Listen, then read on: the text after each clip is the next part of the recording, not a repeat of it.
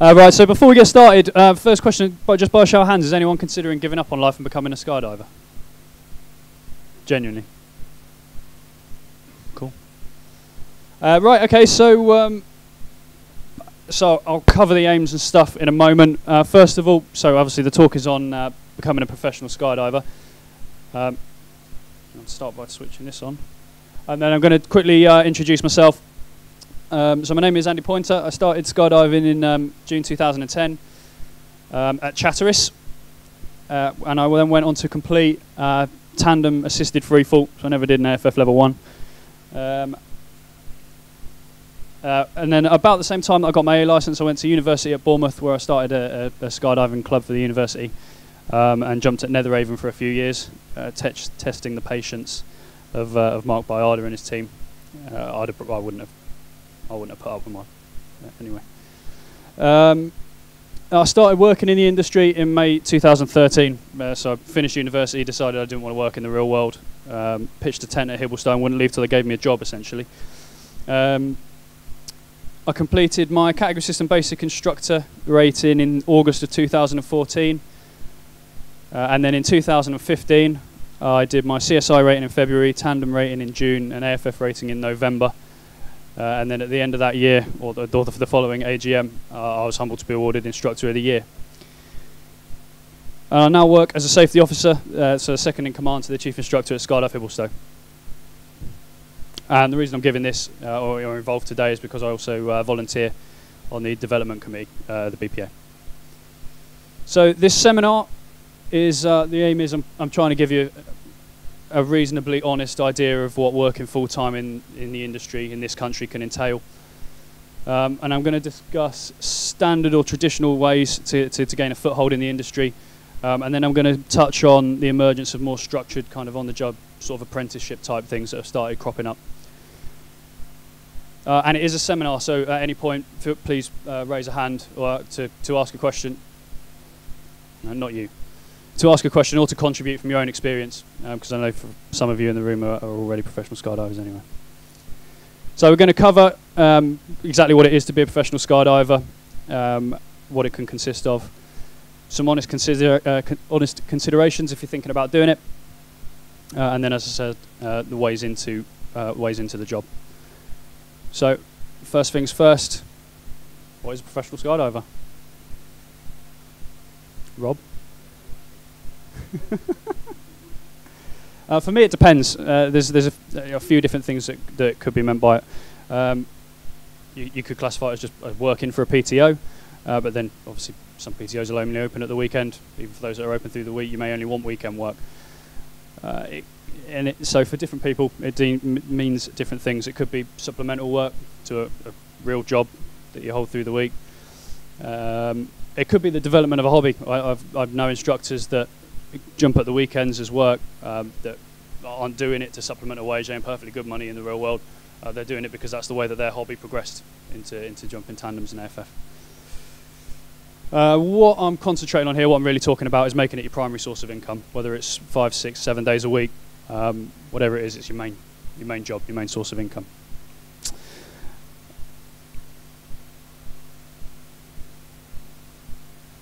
Of course, so even as a full-time job, there are some different options out there. For the vast majority of people, it will involve being self-employed and being paid on a per-jump basis. But there are some jobs out there where you're an employee of the company, of the drop zone. Pros and cons to either. And then there are different ways of being paid, as I said, paid per jump or being paid a salary or some kind of combination thereof, sort of like a monthly retainer and then paid a lesser amount each jump onwards. And as I say, just salaries.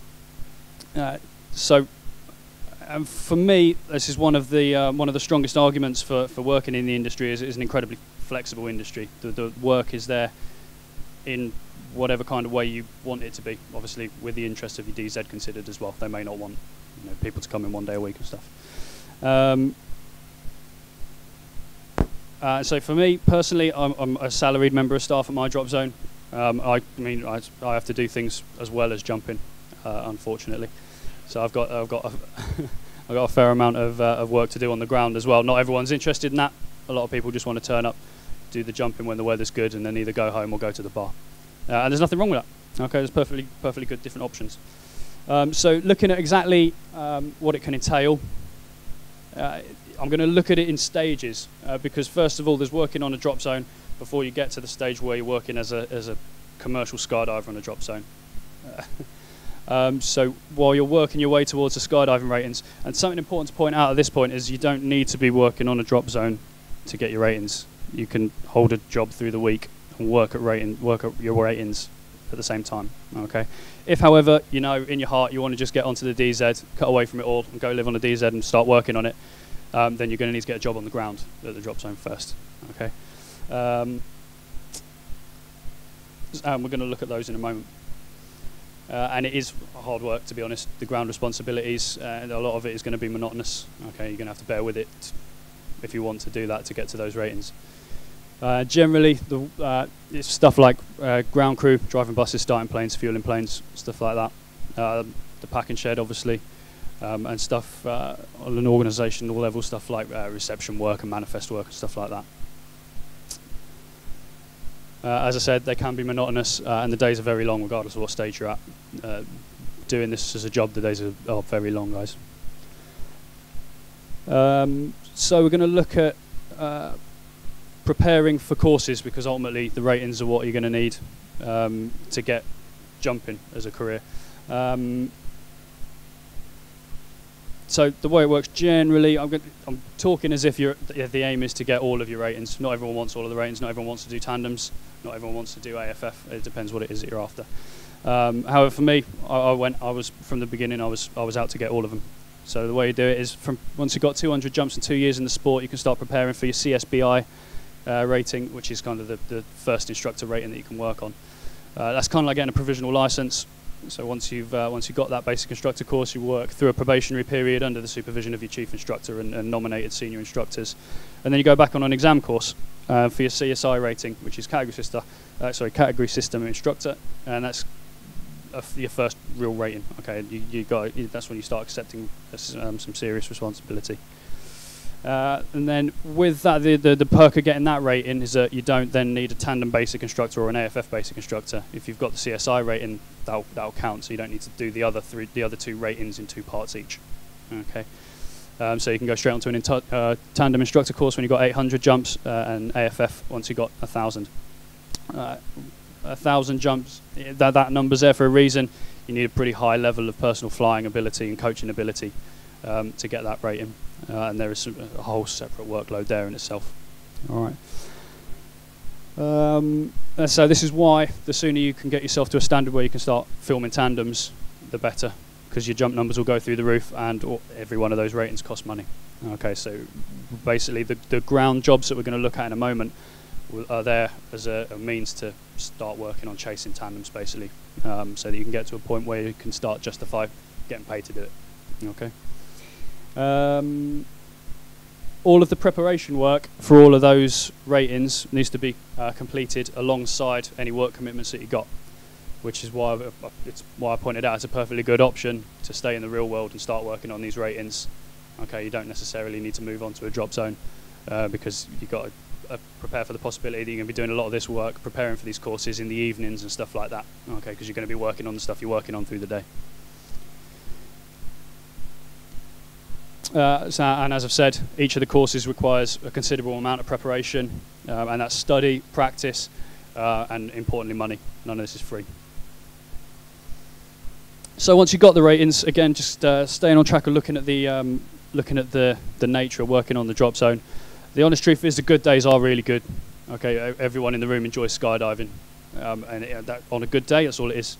You can expect 10 to 15 jumps a day, meeting new people, introducing them to the sport that you love, hopefully spreading your enthusiasm, working with students, and the honest truth is you're just jumping out of a plane with your friends all day.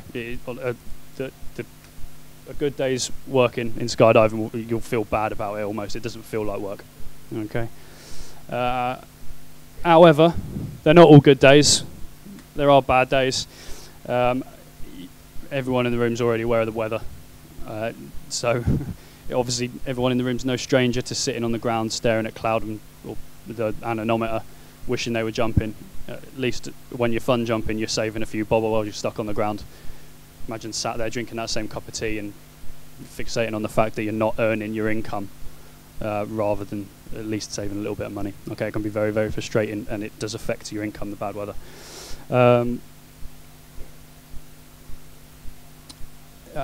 If obviously there are an advantage there, if you're a salaried member of drop zone staff, then at least you're still getting paid. The honest truth is, when the bad weather gets here, you can expect to start getting some jobs, some bad weather jobs. Yeah. So yeah, bear that in mind if you're after a salaried position. And if you're working full time in the sport, same as if you're just on a DZ lot, you're going to experience incidents. We're not talking about people cutting away. You're going to see people hurt themselves. Okay, if you stick with it long enough, you'll see someone kill themselves.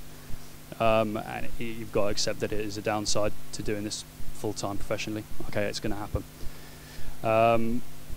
The honest truth is, it is very disheartening.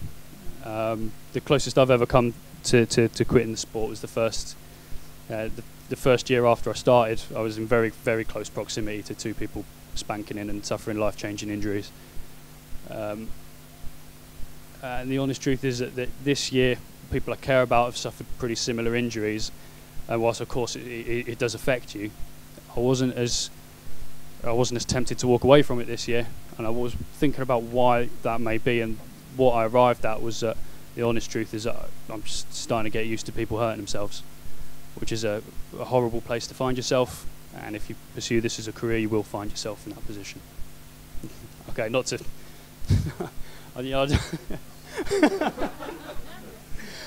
for me, obviously it's still worth it. Okay, I'm still stood here, I'm still doing it professionally. Okay, so I'm not trying to put the fear of God into everyone. These incidents are few and far between, but you've got to understand that they are going to happen, and that you're at least going to witness it. You might well have to be involved in the response. Yep.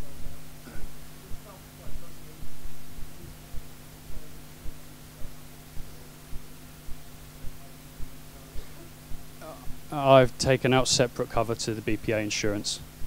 To be honest, I suggest everyone in the room does. We're all aware that the BPA insurance is just third-party cover, yeah? Yeah.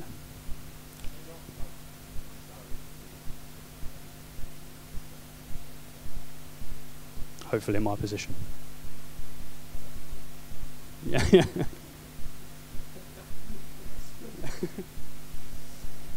Any questions? Any other questions at the moment?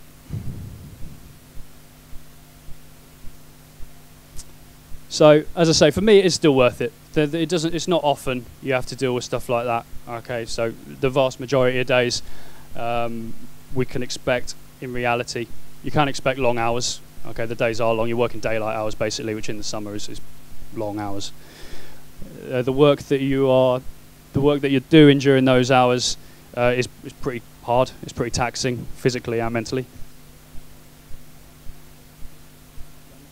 Everyone can hear me, can't they? Sweet. It is fairly hard work. However, in general, everything going according to plan, you're working on a pretty happy, enjoyable place that theoretically is filled with people there having fun. Okay. In theory. So for me, it's worth it. The best way that I could summarise it in a line was that if you do decide to go for it, your trading, for me, it was the best hobby in the world for a great job. It's not the best job in the world. There is no best job in the world. It's still a job. And I traded the best hobby in the world for a pretty good job. So we're going to look at some entry-level positions available if you're thinking about doing it. So the more kind of traditional routes in, a pretty common entry points, the packing shed. Idea being, pack hard to earn a reasonable amount of money. There's good money to be made in the packing shed if you're willing to work for it. The idea is you then spend that money on following out tandems. Once you're good enough to get paid for it, you get onto a position where you can do paid tandem camera. You're on your way then. Your jump numbers are going to go through the roof over the course of a few months, and you're going to get money from jumping as well, which is ultimately what we're all aiming for, isn't it? There are pros and cons to that. As I said, there's plenty of money there to be made if you're willing to work hard for it. Working hard as a packer is very physically hard work if you're doing it at full pace all day. Uh, it's relatively straightforward to get work as a packer. Drop zones always need packers. And even if it's not something you're particularly experienced at, you can still be brought in at the correct time of year to build up pace and experience so that by the time you get to peak season, hopefully you're packing fairly quickly. Okay, and those jobs are going to be there year in, year out. Problem is that when you're working, your exposure to the jump program is pretty limited. And then to get outside and get involved in stuff like following tandems and getting involved with the jump program, you need to forego pack jobs and therefore money. And the other consideration is that if you are required to be in that packing shed to keep the drop zone operating, you may not even have the operation on many days to get out of there, even if you want to, and sacrifice that income. And the other one is, same as actually jumping, earning money, you're completely subject to the weather in terms of income as well. You can potentially in this country go, you know, a week, 2 weeks without earning a penny. Any questions on that? Another way in is work like bookings work, answering phones, work in the office and work in the manifest. These jobs are always there as well, and one major perk is that those will pay regardless of the weather. In contrast to the packing, it may be slightly harder to get those jobs. Employers might want to limit job offers to people with some amount of experience in some kind of customer service role, a decent level of IT ability, etc. Okay, might require a little bit more experience than just getting a packing job. Not that there's anything wrong with being a packer. And again, similarly to packing, it can be hard to get out of there and get jumping. Again, if you're a manifester, you need to manifest. It's fairly yeah, just manifest yourself once every 20 minutes. Just keep doing that. Okay, so it can be hard to get the exposure up to progress. I've seen people get stuck in there. Is the simple way of looking at it.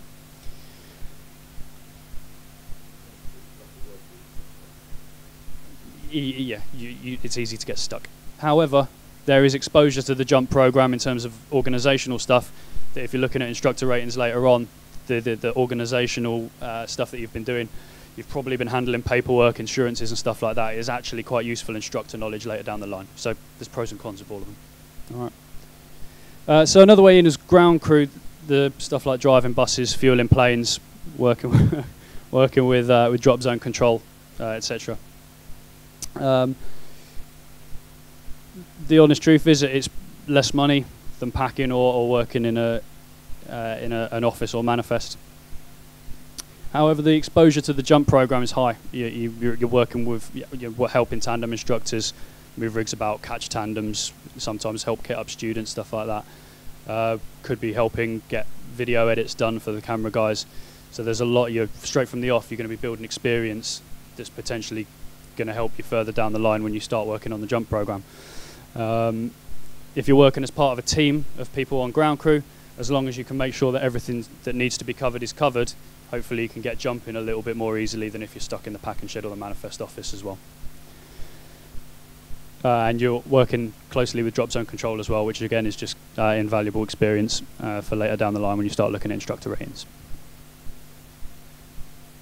A note on that though is that you're probably being paid some kind of day rate or salary or whatever. So when the weather turns bad, you can expect to be cleaning, painting, digging holes and filling them back in again. You know, all those sweet jobs.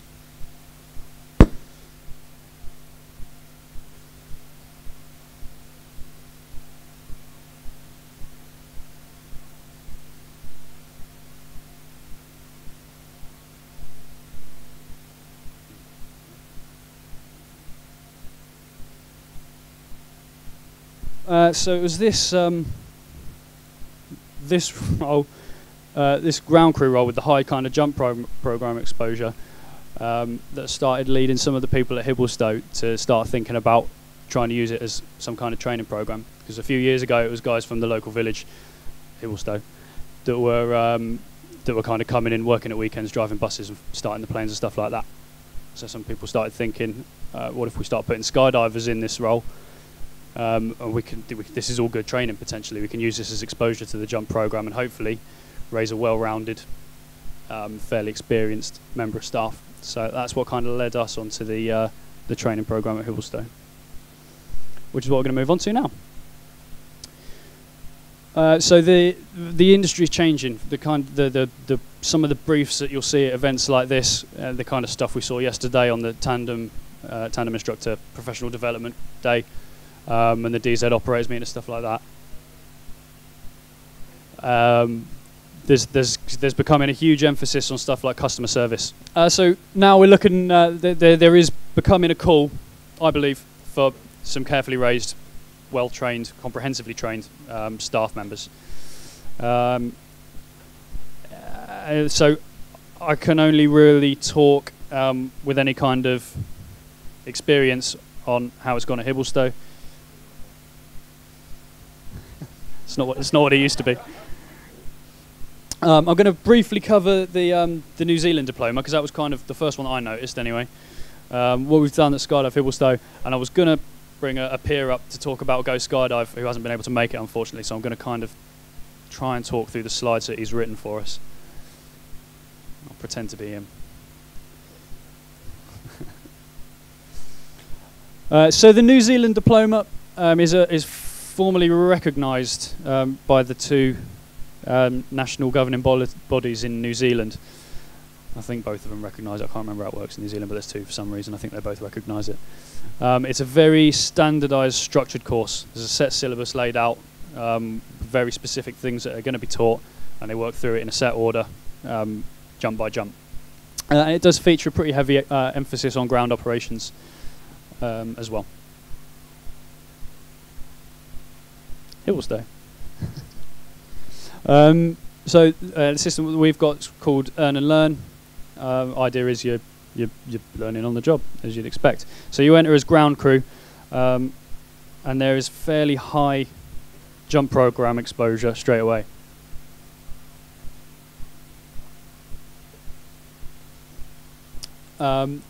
So once you've got a fairly good understanding of the ground support operation stuff like fueling planes, driving buses, etc., you look at moving on to drop zone control, which is kind of the person that's controlling all those operations and coordinating them. There's a set syllabus in place in terms of learning objectives and things that we're going to get covered, but it's not necessarily as stringently structured as the way the New Zealand ones set out, and that you can do things at different kind of times. You can enter with different amounts of experience, and it can be tailored a little bit more specifically. And it potentially runs over the course of 3 years and all the way up to an AFF instructor rating, if that's what you want, because as I said, not everyone wants all the ratings, and people are after different things. There is no kind of formal recognition to it. Okay, one of our downsides.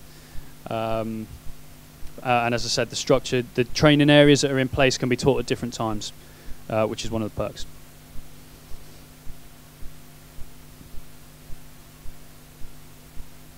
So I was kind of the guinea pig with this. My experience, I feel like it's taught me a relatively, a reasonable amount of pride in my drop zone, because I helped build some of it. Having worked from ground crew upwards, I've gained a fair amount of experience in the vast majority of job roles on the drop zone. The one thing that I haven't done is I haven't been a packer properly. I've done pretty much everything else.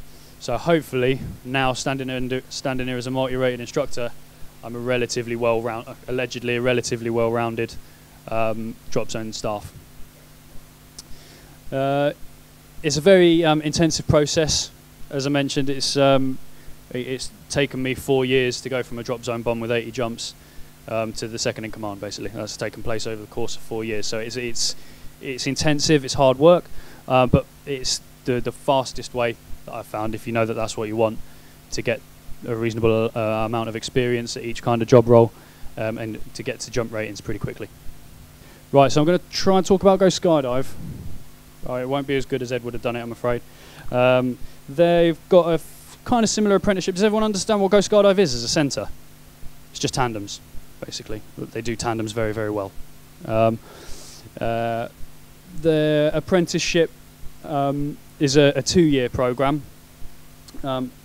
By the end of year 1, you're doing video and tandem video, basically. And by the end of year 2, you're a skilled enough skydiver with enough skydives to then apply to go on your tandem instructor course. Training's included, I believe, and then you can continue outside of that apprenticeship as a tandem instructor with that company, potentially. I'm going to mash all this up.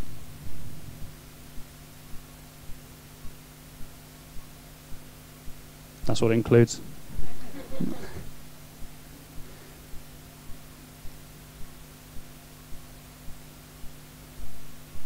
There's as well features they go for.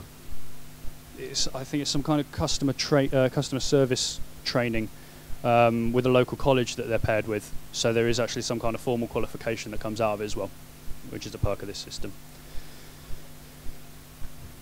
Yes. Yes. Yeah, we did it last week while we were away. This is what they pay. Bearing in mind it's apprenticeship, so they're including training costs and stuff in there as well. Yeah, so there's the benefits as well at the bottom. Okay, so to give you an idea, with ground crew, you want to have some savings in the bank if you want to cut away and go to a ground crew job. Their apprenticeship's been running for 3 years. 4 apprentices have been successful. 5 more are due to complete their tandem instructor rating, and they've got 19 apprentices currently in the system.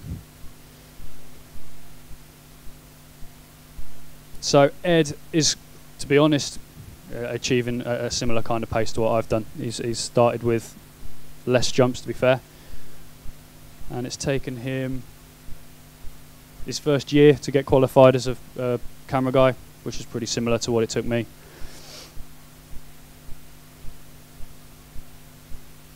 And the honest truth is, working where he works, he's gonna overtake me in tandems. He's like, it's not going to take him long. He'll probably do it this year. Well, he'll do it this year. And similarly to what I said, yeah, he's expecting to do about 800 jumps, or just over 800 jumps, during the course of this year. Yes.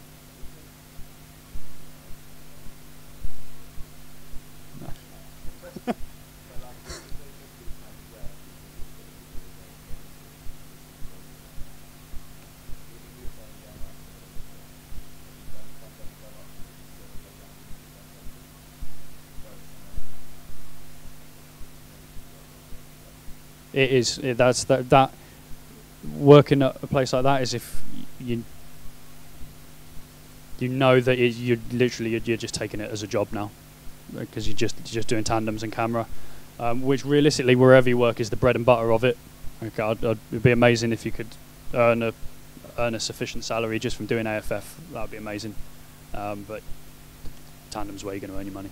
So if you're doing it purely just as employment, as a job, nothing wrong with that. But yeah, it's to me it's a bit strange that you're specialising very hard in tandems.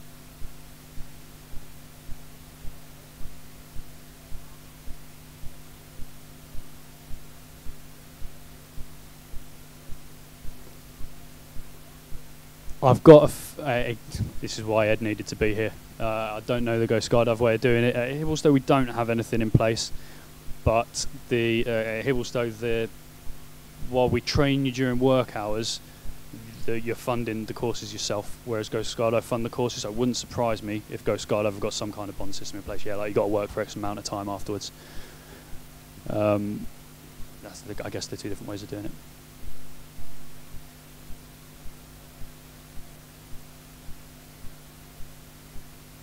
So I think the admin fee when you put your application form in is about 250 quid, 300 quid. My jump bill on the tandem course was about £700.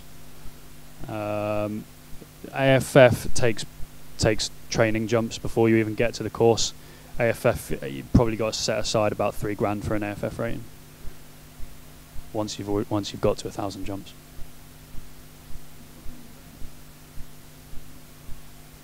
Any other questions there?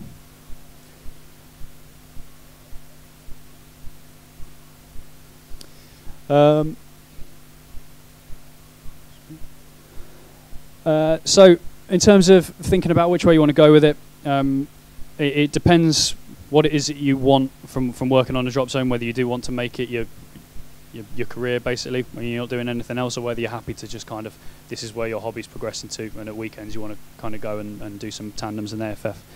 And it depends how quickly you want to get there. There's nothing wrong with looking at jumping at weekends till you get to the required jump numbers, and then start prepping for ratings at weekends. There's nothing wrong with doing that if you're happy doing this at a relaxed pace. If it's something that you know this is what you want to do, you want to do it straight away, you can look at some of these entry points that we've looked at. For me, the arguments are pretty. The arguments for doing a training program like we've discussed are fairly high. The intensity that you get through it with, whereas you're not getting stuck in the packing shed, you're not getting stuck in a manifest office. For me, it's kind of the way to go if you want to do it quickly. But you kind of need to be prepared to be hitting the wallet a bit, is the honest truth.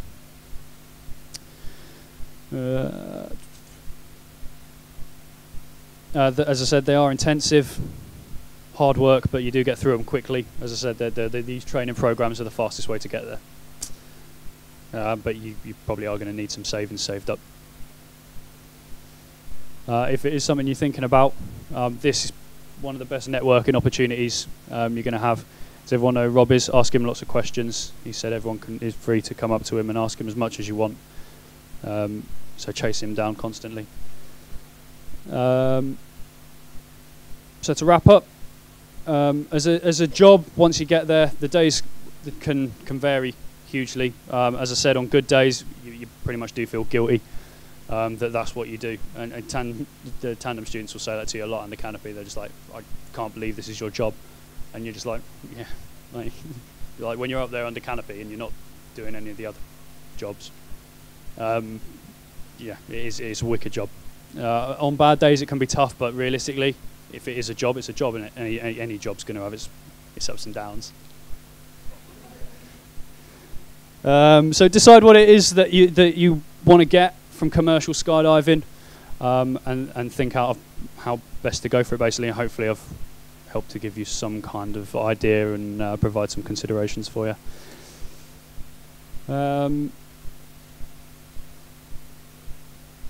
That's it. Yeah.